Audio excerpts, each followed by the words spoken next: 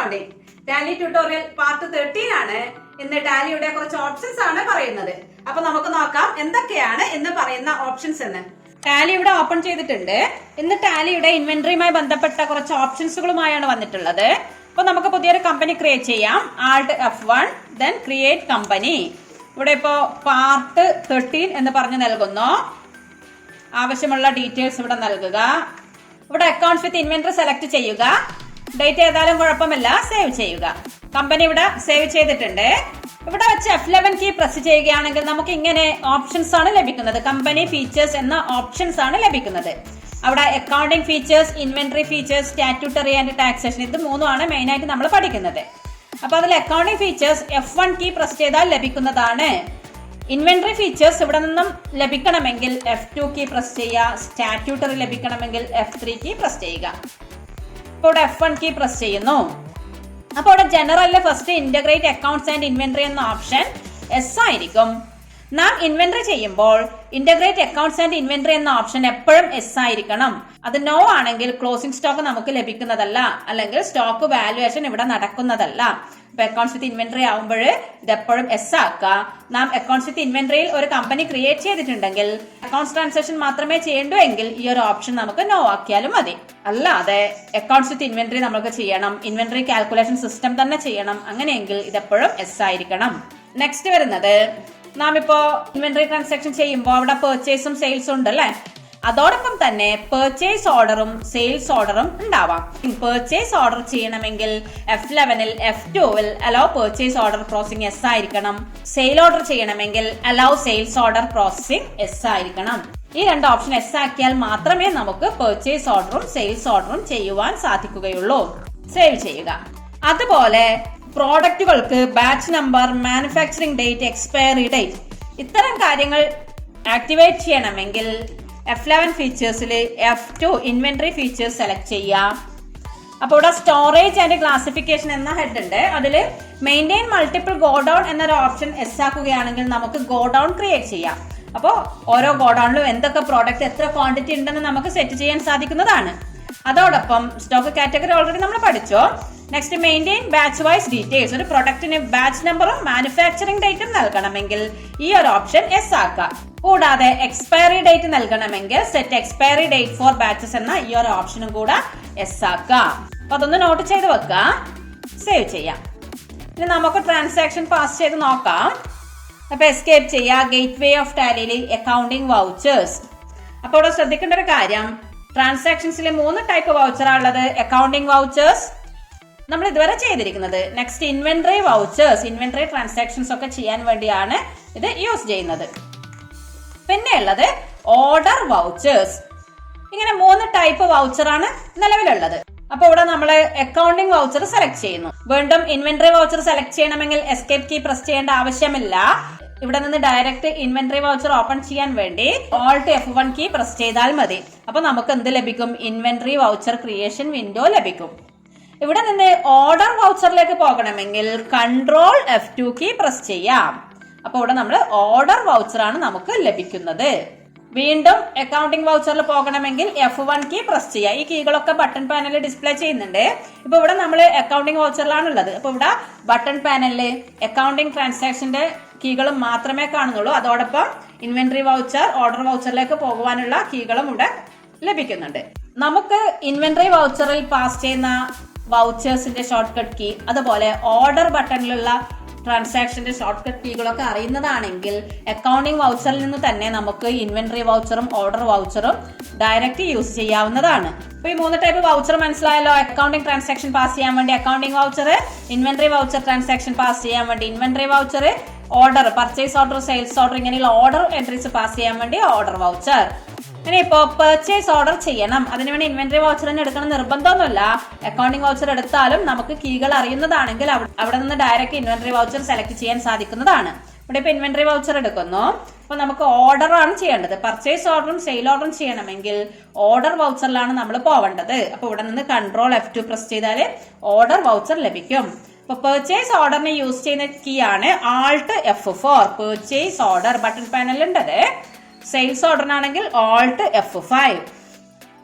Purchase order ആയാലും sale order ആയാലും നമ്മൾ പർച്ചേസ് എങ്ങനെയാണോ ചെയ്യുന്നത് അതേപോലെയാണ് പർച്ചേസ് ഓർഡർ വരുന്നത്. സെയിൽസ് എങ്ങനെയാണോ ചെയ്യുന്നത് അതേപോലെയാണ് സെയിൽ ഓർഡർ വരുന്നത്. അപ്പൊ അവിടെ നമ്മൾ ശ്രദ്ധിക്കേണ്ട ഒരു കാര്യം ഓർഡർ നമ്പർ നൽകണം എന്നുള്ളതാണ്. ഇവിടെ ഇപ്പൊ Alt F4 പ്രസ് ചെയ്ത് പർച്ചേസ് ഓർഡർ ചെയ്യുന്നു. ഇപ്പൊ പാർട്ടി നെയിം നാം ഒരു സപ്ലയറെ ക്രിയേറ്റ് ചെയ്യുക അല്ലെങ്കിൽ ക്രെഡിറ്ററെ ക്രിയേറ്റ് ചെയ്യുക. അങ്ങനെ Alt C പ്രസ് ചെയ്ത് ഇവിടെ ASD എന്ന് പറഞ്ഞൊരു സപ്ലയറെ ക്രിയേറ്റ് ചെയ്യുന്നു അണ്ടർ സൺഡ്രി ക്രെഡിറ്റേഴ്സ്. അപ്പോൾ ഇവിടെ മെയിൻറ്റെയിൻ ബിൽ വൈസ് എസ് ആയിരിക്കണം. സപ്ലയർ ഡീറ്റെയിൽസ് ഇവിടെ ആവശ്യമെങ്കിൽ നൽകുക, സേവ് ചെയ്യുക. അപ്പോൾ ഇവിടെ സപ്ലയർ ഡീറ്റെയിൽസ് ആണ്, അഡ്രസ്സും കാര്യങ്ങളൊക്കെ ഉണ്ട്, അവരുടെ sales tax number CST number ഒക്കെയാണ്. പിന്നെ ഇവിടെയുള്ളത് order details, mode, terms of payment, അതിന്റെ പേയ്മെന്റ് ടേംസ് ഉണ്ട്, ഡ്യൂ ഡേറ്റ്സ് ഒക്കെ ഉണ്ടാവും അല്ലെ, അതിനെ കുറിച്ച് ഇവിടെ പറയാം. അതുപോലെ ടേംസ് ഓഫ് ഡെലിവറിനെ കുറിച്ചുള്ള കാര്യങ്ങൾ ഇവിടെ പറയാം. ഡിസ്പാച്ച് ത്രൂ, എവിടെ നിന്നാണ് അത് അയക്കുന്നത്, ഡെസ്റ്റിനേഷൻ എവിടെയാണത് അയക്കുന്നത്, അങ്ങനെ ആ റിസീപ്റ്റ് ഡീറ്റെയിൽസും കൂടെ അവിടെ നൽകുക, സേവ് ചെയ്യാം. ഇവിടെ ഓർഡർ നമ്പറാണ് ഇവിടെ ടൈപ്പ് ചെയ്യേണ്ടത്. ഇവിടെ ഇപ്പൊ 657 എന്ന് പറഞ്ഞ് നൽകുന്നു.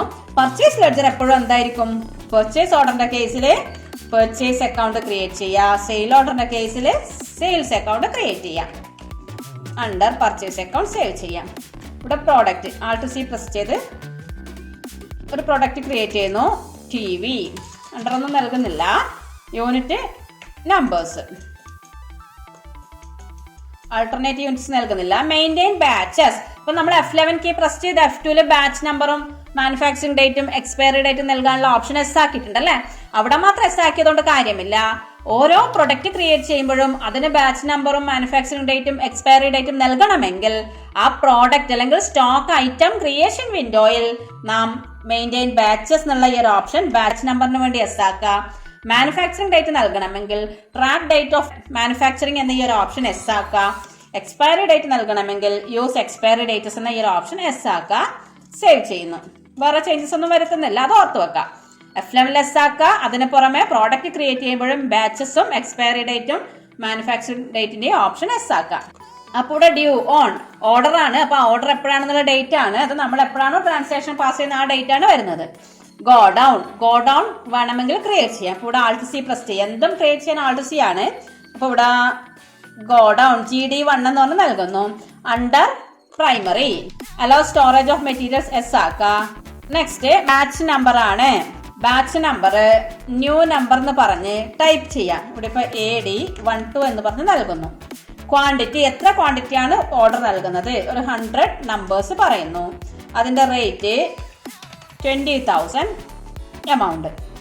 നെക്സ്റ്റ് ഇവിടെ മാനുഫാക്ചറിംഗ് ഡേറ്റ് ആണ് നൽകേണ്ടത്. ഈ ബാച്ച് നമ്പറിന്റെ തൊട്ട് താഴെയാണ് മാനുഫാക്ചറിംഗ് ഡേറ്റ്. ആ ഒരു കോളം നോക്കിയാൽ മനസ്സിലാവുന്നതാണ് എപ്പോഴാണ് ഇത് ഉൽപ്പാദിപ്പിച്ചിരിക്കുന്ന ഡേറ്റ്. അപ്പൊ ശ്രദ്ധിക്കണം, നാം എപ്പോഴാണോ ട്രാൻസാക്ഷൻ പാസ് ചെയ്യുന്ന ആ ഡേറ്റിന് മുന്നേ ഉള്ള ഡേറ്റ് ആയിരിക്കണം. നമ്മൾ ട്രാൻസാക്ഷൻ പാസ് ചെയ്യുന്ന ഡേറ്റിന് ശേഷമുള്ള ഡേറ്റിലുള്ള ഒരു പ്രൊഡക്റ്റ് നമുക്ക് പർച്ചേസ് ചെയ്യാൻ സാധിക്കില്ലല്ലോ. അപ്പൊ നമ്മുടെ ഈ ഒരു ട്രാൻസാക്ഷൻ ഡേറ്റ് ഏതാണോ അതിന് മുമ്പേ ഉള്ള ഡേറ്റ് ആണ് ഇവിടെ നൽകേണ്ടത്. ഇവിടെ ഇപ്പൊ April 1, 2021 ട്രാൻസാക്ഷൻ പാസ് ചെയ്യുന്നത്. അപ്പൊ ഇവിടെ January 1, 2021 ആണ് നൽകുന്നത്. എന്റർ കീ പ്രസ് ചെയ്യാം, ആക്സെപ്റ്റ് ചെയ്യാം. അപ്പൊ ഇങ്ങനെയാണ് വരുന്നത്, സേവ് ചെയ്യാം. ഇപ്പൊ നമ്മൾ പർച്ചേസ് ഓർഡർ ആണ് നൽകിയിരിക്കുന്നത്. ആ ഓർഡർ ചെയ്ത പ്രോഡക്റ്റ് പർച്ചേസ് ചെയ്യുന്നു. പർച്ചേസ് ചെയ്യേണ്ട ഇപ്പൊ നമ്മൾ ഇൻവെന്ററി വൗച്ചറിലാണ് ഉള്ളത് എങ്കിൽ കൂടിയും പർച്ചേസിന്റെ key shortcut key F9 ആണെന്ന് നമുക്ക് അറിയാം അല്ലെ.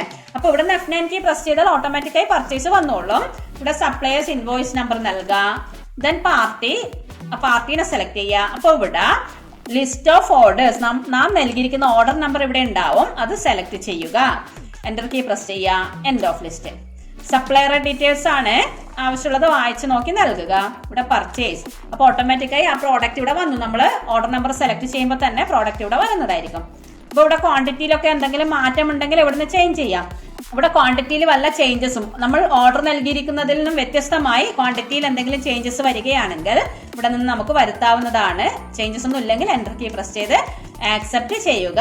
അതിനുശേഷം ബിൽ നമ്പർ മുകളിൽ സപ്ലയേഴ്സ് ഇൻവോയ്സ് നമ്പർ ടൈപ്പ് ചെയ്തിട്ടുണ്ട്, അത് തന്നെയാണ് ഇവിടെ വരുന്നത്. ഡ്യൂ ഡേയ്സ് വേണമെങ്കിൽ നൽകാം. ഇവിടെ ഇപ്പോൾ 10 days എന്ന് പറഞ്ഞ് നൽകുന്നു. എന്റർ കീ പ്രസ് ചെയ്ത് ആക്സെപ്റ്റ് ചെയ്യുന്നു. ഇങ്ങനെയാണ് പർച്ചേസ് ഓർഡർ നൽകി പർച്ചേസ് ചെയ്യുന്നത്. ഇതേ മെത്തേഡ് തന്നെയാണ് സെയിൽ ഓർഡർ നൽകി സെയിൽസും ചെയ്യുന്നത്. സെയിൽ ഓർഡർ നമുക്ക് ലഭിക്കുകയാണ് ചെയ്യാം. എന്നിട്ട് അതിന്റെ സെയിൽ ചെയ്യുമ്പോൾ ആ ഓർഡർ നമ്പർ സെലക്ട് ചെയ്താൽ മതി. അപ്പൊ ഇവിടെ ശ്രദ്ധിക്കേണ്ട ഒരു കാര്യം, സെയിൽ ഓർഡർ ചെയ്യണമെങ്കിൽ hello sale order processing F11 S ആയിരിക്കണം. പർച്ചേസ് ഓർഡർ ചെയ്യണമെങ്കിലും hello purchase order processing yes ആയിരിക്കണം. അപ്പൊ ഇതിൽ നമ്മൾ പഠിച്ചിരിക്കുന്നത് ഒന്ന് ഗോഡൌൺ ക്രിയേഷൻ ആണ്, മറ്റൊന്ന് batch number, manufacturing date, expiry date, അതിന് പുറമെ purchase order and sale order. ഇത്രയും കാര്യങ്ങളാണ് ഈ വീഡിയോയിൽ പറഞ്ഞിരിക്കുന്നത്. സംശയങ്ങളുണ്ടെങ്കിൽ കമന്റ് ചെയ്യാൻ മറക്കരുത്. ഈ വീഡിയോ ഇവിടെ പൂർണ്ണമാകുന്നു. മറ്റൊരു വീഡിയോയുമായി വീണ്ടും കാണാം. താങ്ക്